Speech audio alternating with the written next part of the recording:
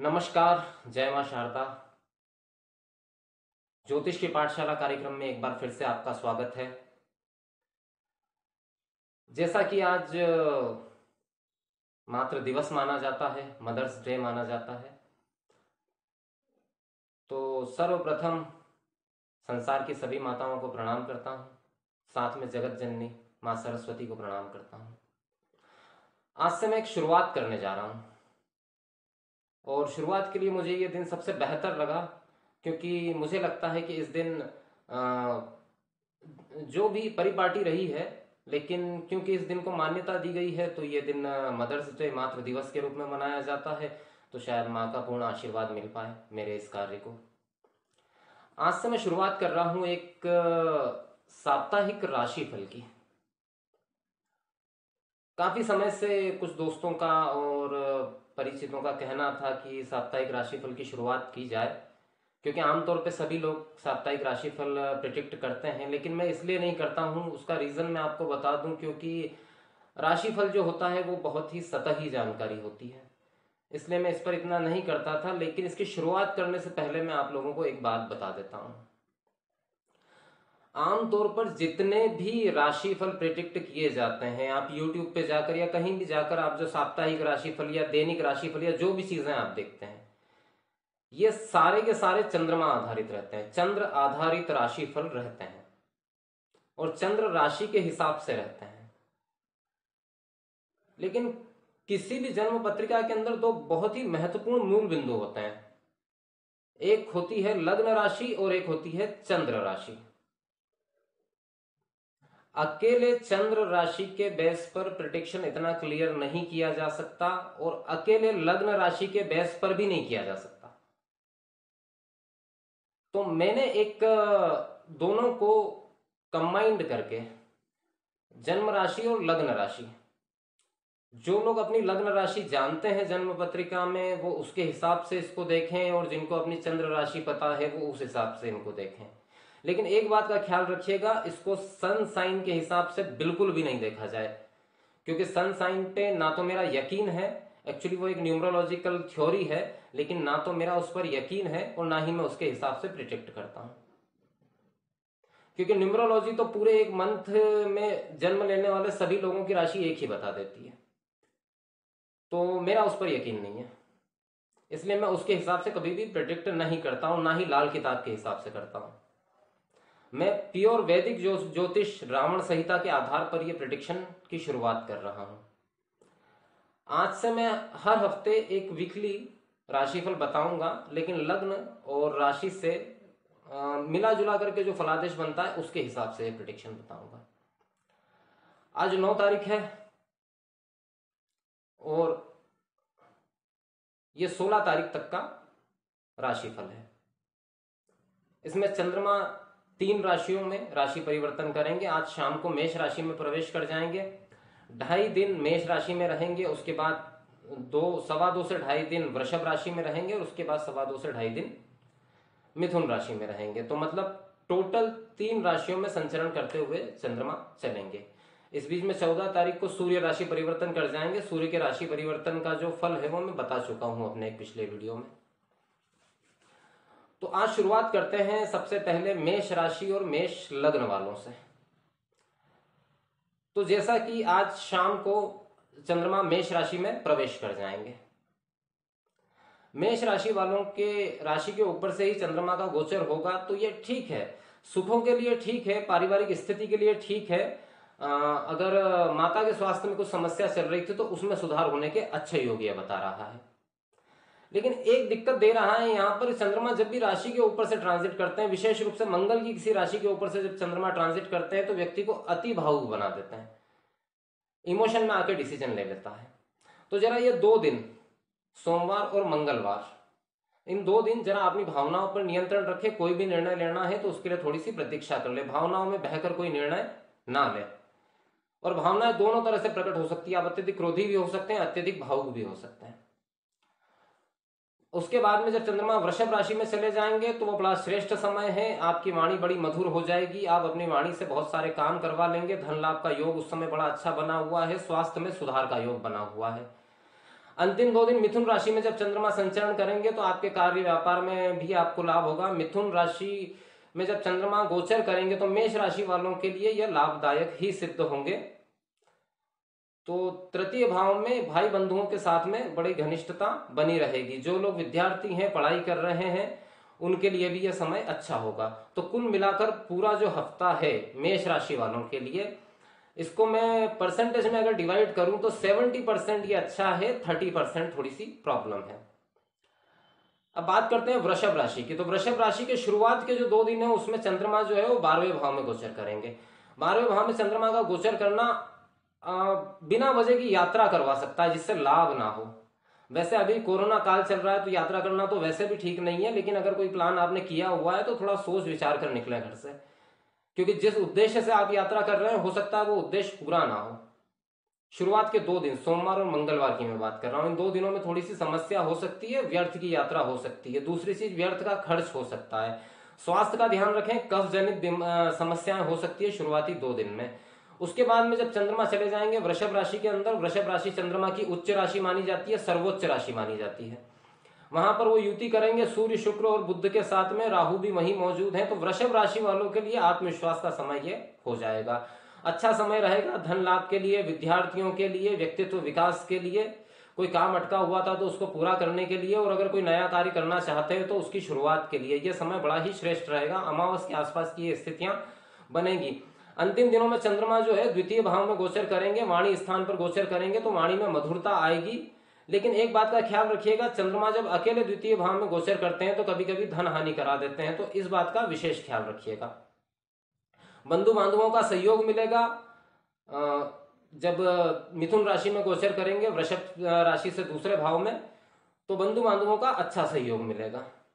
कुल मिलाकर के मैं अगर कहूं वृषभ राशि के लिए तो थोड़ा सा जो हफ्ता है, क्योंकि शुरुआती 2 दिन जो है उसमें चंद्रमा 12वें में गोचर कर रहे हैं, इसलिए इसको मैं कहूंगा 60-40, 60 और 40। 60% अच्छा है, 40% थोड़ा सा डिस्टर्ब दिखाई दे रहा है। बात करते हैं मिथुन राशि की। मिथुन राशि के लाभ भाव में शुरुआती 2 दिन में चंद्रमा गोचर करेंगे। लाभ भाव में चंद्रमा का गोचर बहुत अच्छा है, कोई समस्या नहीं, लाभ की स्थितियां बनेगी। अगर कोई काम, कहीं पैसा रुका हुआ था तो वो लाभ प्राप्ति के योग यहां बनते हुए दिख रहे हैं।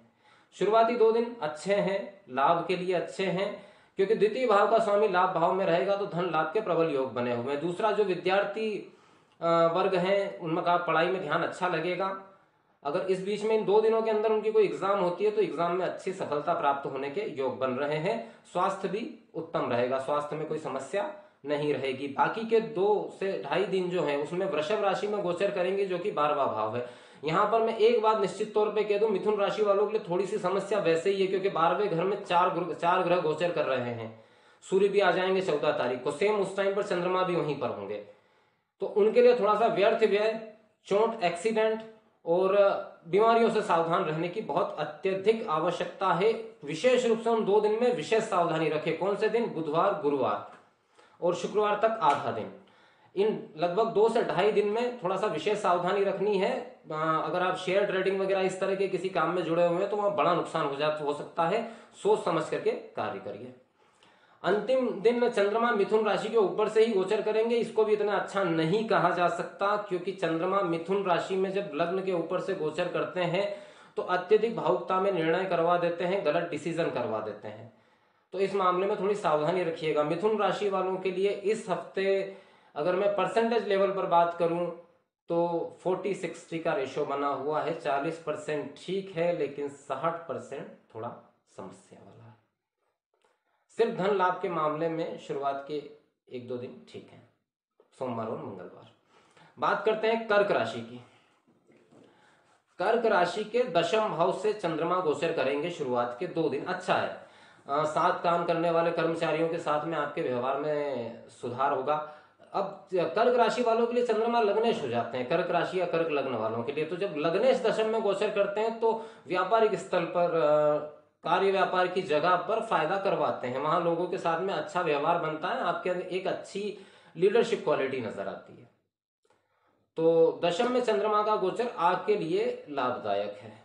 शुरुआत के 2 दिन। उसके बाद चंद्रमा चले जाएंगे वृषभ में, लाभ भाव में बहुत ही जबरदस्त लाभ का योग बना हुआ है। स्पेशली वो 2 से 2.5 दिन तो बहुत ही शानदार लाभ के संकेत मिले हुए हैं।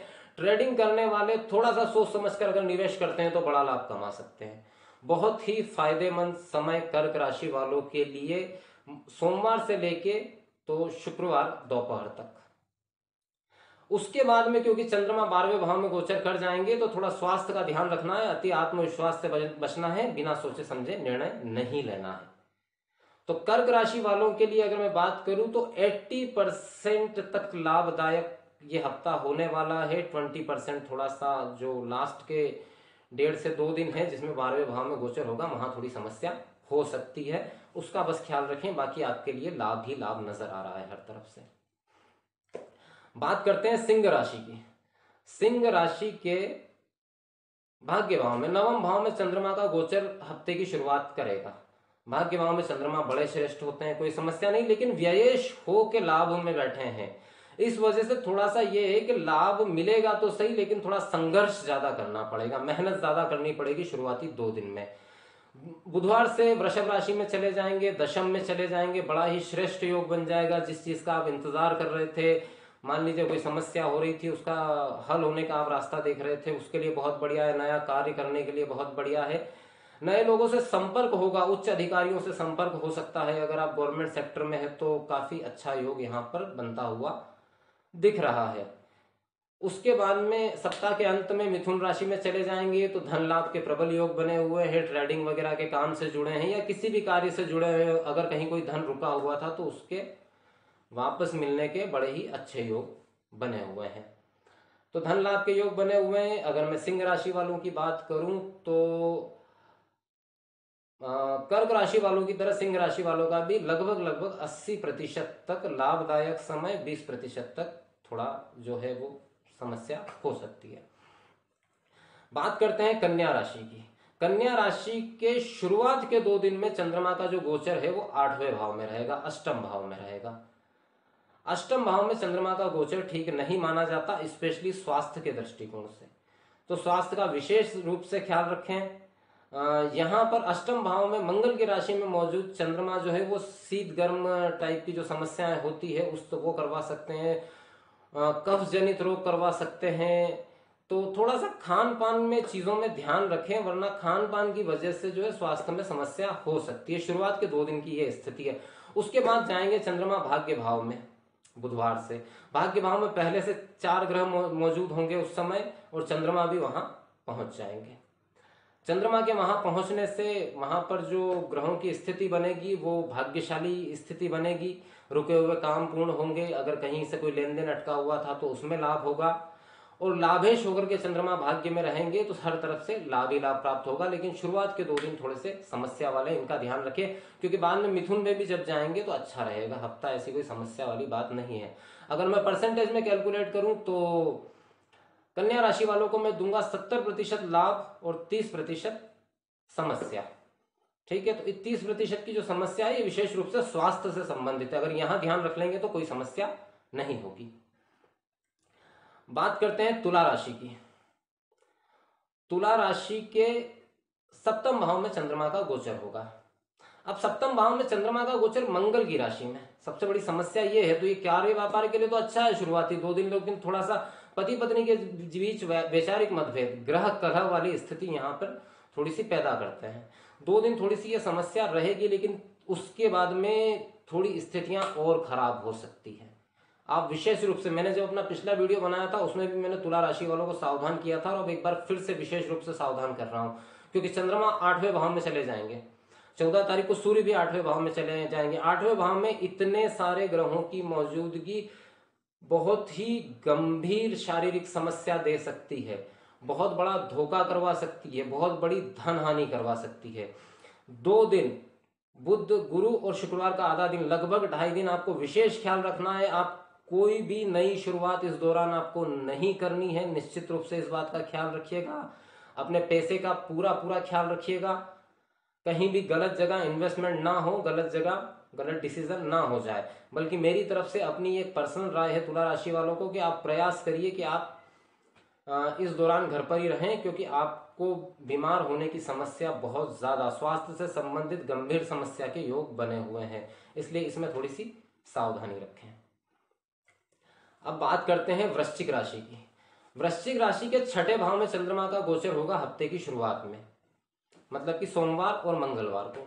छठे भाव में चंद्रमा का गोचर बड़ा अच्छा माना जाता है। मंगल की राशि में चंद्रमा गोचर करते हैं तो शत्रुहंता योग के साथ करते हैं। इन 2 दिनों के अंदर लाभ की स्थितियां बन रही है, क्योंकि भाग्येश होकर छठे में बैठे हैं, तो हो सकता है कुछ लोग जो शत्रुता पाले हुए थे, जिनके साथ में मन मुटाव था, वहां समझौता हो जाए। भाई बंधुओं के साथ में अगर नहीं बन रही थी तो वहां समझौता हो जाए, अगर माता के साथ नहीं बन रही थी तो वहां पे भी व्यवहारिक बात हो जाए। उसके बाद में अगले 2 दिन चंद्रमा गोचर करेंगे सप्तम भाव में। सप्तम भाव में वृश्चिक राशि वालों के लिए वैसे भी बड़ा मजबूत स्थान बना हुआ है, तो शादी विवाह से संबंधित अगर कहीं कोई बात चल रही थी तो उसके तय हो जाने के प्रबल योग हैं। अगर प्रेम विवाह करना चाहते हैं तो उसमें घर वालों की रजामंदी मिलने के प्रबल योग उस समय बने हुए हैं। अंतिम 2 दिन मिथुन राशि में संचरण करेंगे चंद्रमा, ये थोड़ा स्वास्थ्य के लिए ठीक नहीं है, लेकिन ओवरऑल वृश्चिक राशि वालों के लिए समय इतना बुरा नहीं। मैं उनको कहूंगा 75 और 25 का जो है परसेंटेज दिखाई दे रहा है इसमें, 75% तक बहुत अच्छा, 25% में, क्योंकि आखिरी के 2 दिन में थोड़ी स्वास्थ्य समस्याएं दिखाई दे रही है। बात करते हैं धनु राशि की। धनु राशि के पंचम भाव में चंद्रमा का गोचर होगा, तो एक बात तो मैं स्पष्ट रूप से बता दूं कि विद्यार्थियों का इस समय में पढ़ाई में मन नहीं लगेगा। शुरुआत के 2 दिन थोड़ा मन विचलित रहेगा, किसी भी चीज में काम में मन नहीं लगेगा। प्रयास करें। प्रेमियों के लिए भी यह समय थोड़ा ठीक नहीं है, मन मुटाव हो सकता है। तो शुरुआत के 2 दिन थोड़ा सा सावधान रहें धनु राशि वाले, जबरदस्ती के किसी विवाद में ना पड़े। बाद के 2 दिन में चंद्रमा जब वृषभ राशि में संचरण कर जाएंगे तो वो पहुंच जाएंगे छठे भाव के अंदर। तो कोई अगर बीमारी चल रही थी, कोई रोग आदि की समस्या चल रही थी अगर, तो उसमें आराम होने के बहुत अच्छे योग बने हुए हैं। धनु राशि वालों के लिए मैं कहूंगा 60-40 का रेशो। 60% तक अच्छा, 40% तक समस्याएं, क्योंकि चंद्रमा ट्रांजिट करते हुए सप्तम भाव में भी पहुंचेंगे, जो ग्रह कलह और पत्नी या प्रेमी के साथ गंभीर विवाद की सूचना देते हैं। तो थोड़ा सा इस मामले में ध्यान रखें। बात करते हैं मकर राशि की। मकर राशि के चौथे भाव में चंद्रमा का संचरण होगा। चौथे भाव में खैर चंद्रमा इतने बुरे नहीं माने जाते, कारक स्थान है उनका, तो भाई बंधुओं के साथ में कौटुंबिक पारिवारिक सुख की प्राप्ति होगी। प्रेमियों के लिए भी अच्छा समय है। शुरुआत के 2 दिन तो अच्छे ही हैं।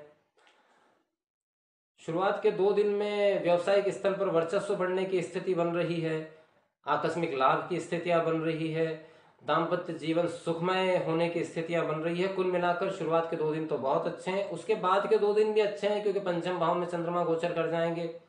आपकी बुद्धि तीव्रता से काम करेगी, सिक्स्थ सेंस एक्टिवेट हो जाएगी। कुछ समय के लिए आप आने वाली घटनाओं का आभास आपको हो जाएगा।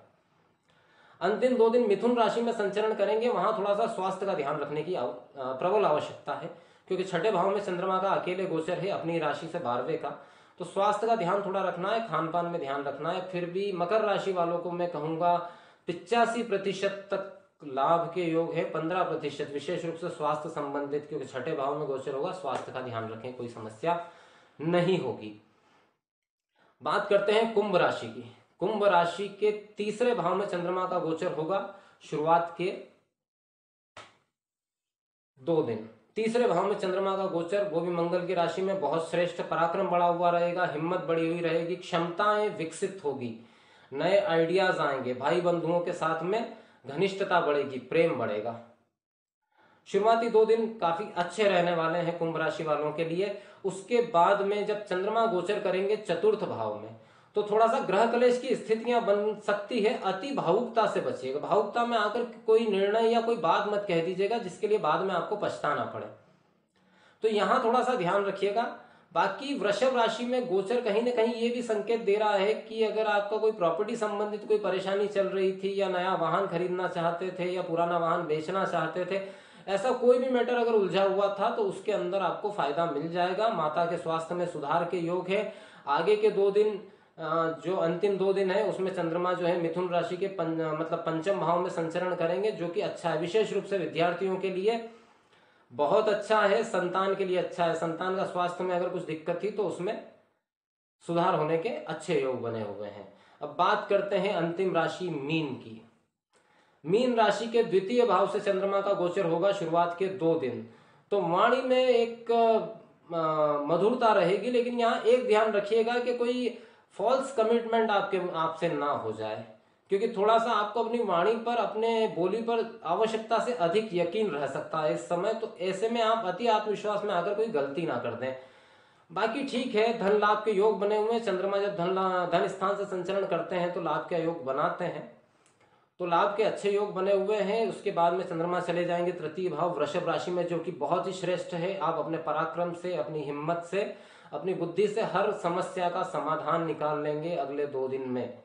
सोम मंगल के बाद में बुध गुरु और शुक्र का आधा दिन, ये दिन काफी अच्छा रहने वाले हैं। वो 2 से 2.5 दिन काफी अच्छे रहने वाले हैं। अगर किसी भी समस्या का समाधान बहुत टाइम से नहीं निकल रहा था तो उस पर नए सिरे से विचार करिए, उस दिन आपको युक्ति संगत उपाय मिल जाएगा। अंतिम 2 दिन चंद्रमा संचरण करेंगे मिथुन राशि में। मिथुन राशि चौथी राशि बनती है। मीन राशि वालों के लिए ये थोड़ा ठीक नहीं है।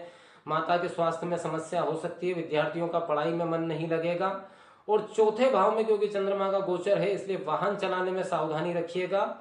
किसी तरह की कोई प्रॉपर्टी डील या इस तरह का कोई कार्य होने वाला है तो उसमें सावधान रहिएगा, ब्लाइंड ट्रस्ट मत करिएगा, धोखा हो सकता है। तो ये था 12 राशियों का और 12 लग्नों का।